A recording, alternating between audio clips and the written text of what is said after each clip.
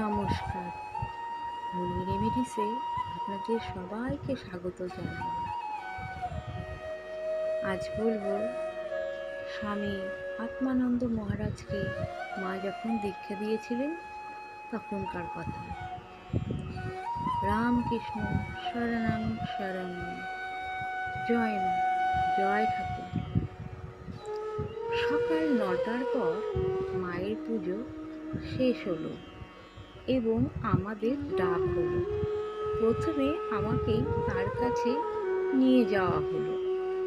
তার পুজোর ঘরে প্রবেশ করে দেখতে পেলাম পশ্চিমমুখী করে সিংহাসনে ঠাকুরের ফটো বসানো আছে। আমি ভূমিষ্ঠ হয়ে সেখানে প্রণাম করলাম। তারপর মাকে প্রণাম করলাম। তিনি আমাকে তার বাঁদিকে বসতে আজ্ঞা করলেন। তিনি উত্তরমুখী হয়ে পুজোর আসনে বসেছিলেন। এরপর তিনি কিছুক্ষণ ঠাকুরের পূজা করে আমার হাতে গঙ্গা জল দিলেন। আমি জানতাম না ওই জল একটু মুখে দিতে হয়। আমার বাবার শ্রাদ্ধের সময় পুরোহিতের দেওয়া জল আমি আমার মাথায় এবং চোখে ছিটিয়েছিলাম। মায়ের দেওয়া ওই পুণ্য বাড়ি নিয়েও আমি সেরকম মাথায় ও চোখে ছিটালাম। মা পুনরায় একটু জল আমার হাতে দিয়ে জিভে ছেটাতে বললেন। তারপর তিনি আমাকে রামকৃষ্ণ মন্ত্রে দীক্ষা দিলেন। কিভাবে ডান হাতের আঙ্গুল দিয়ে জপ করতে হয় তিনি আমাকে 3 বার দেখিয়ে দিলেন। এইভাবে একবারে 10 বার নাম জপ করা যায়। তারপর তিনি আমাকে মা কালীর মন্ত্রও দিলেন। দীক্ষা শেষে তিনি আমার কাছে গুরুদক্ষিণা চাইলেন। যখন আমি কাপড়ের খুঁট থেকে 1 টাকার একটি মুদ্রা তাকে দিতে গেলাম, তখনই আমার মনে একটি ভাবনার উদয় হলো। কিভাবে আমি তার হাতে মুদ্রাটি দেব? কারণ তিনি এমন একজনের সহধর্মিণী যিনি নিজে কখনো মুদ্রা স্পর্শ করতেন না। সেই কারণে আমি মুদ্রাটি মায়ের বাঁ পায়ের কাছে রাখলাম। তৎক্ষণাৎ তিনি আমার মনের ভাব বুঝতে পারলেন এবং পরম করুণায় মুদ্রাটি তুলে নিয়ে একপাশে রাখলেন। এইভাবে আমাকে দেখলেন যে মুদ্রাটি তিনি গ্রহণ করেছেন।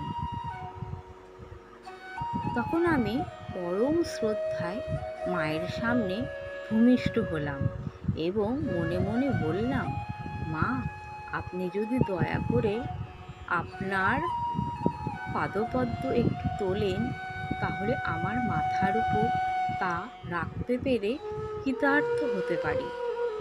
তিনি তৎক্ষণাৎ আমার মনের ভাব বুঝে তাই করলেন। আমি তার সেই পদ্মযুগল আমার মাথার উপর রাখলাম এবং এক দিব্য আনন্দের অনুভূতি লাভ করলাম। সেই অবস্থায় তাকে বললাম, মা, দয়া করে আমাকে পবিত্রতা ও ভক্তি দাও। পূর্বদিন রাতে আনন্দে অস্থিরতা একটুও ঘুমোতে পারিনি। মনের মধ্যে অসংখ্যবার প্রশ্ন জেগেছিল যে মায়ের সঙ্গে দেখা হলে আমি কি প্রার্থনা করব, এবং অবশেষে স্থির করি এই প্রার্থনাটাই করব মায়ের কাছে। মা তৎক্ষণাৎ একটি ফুল নিলেন এবং সেটি আমার মাথায় রেখে বললেন, তুমি যা চাইছো শ্রী গুরু মহারাজ তোমাকে তাই দেবেন। মায়ের এই কথায় আমি পরম সান্ত্বনা পেলাম এবং পরমানন্দে ফুলটি নিয়ে সযত্নে আমার কাছে রাখলাম। ওই ফুলটি আমি 2-3 দিনে অল্প অল্প করে সবটুকু খেয়ে নিয়েছিলাম। তারপর শ্রীমা আমাকে কিছুক্ষণের জন্য জপ করতে বললেন। আমি আনন্দে আত্মবিস্মিত জোরে জোরে মন্ত্রোচ্চারণ করতে লাগলাম। মা তখন ঠোঁটে আঙুল দিয়ে বললেন, মুখে নয়, মনে মনে জপ করো। তার আজ্ঞা মতো আমি সেইভাবে জপ পুনরায় করতে আরম্ভ করলাম এবং ভূমিষ্ঠ হয়ে প্রণাম করলাম। স্বামী অম্বানন্দ মহারাজ, জয় ঠাকুর, জয় মা।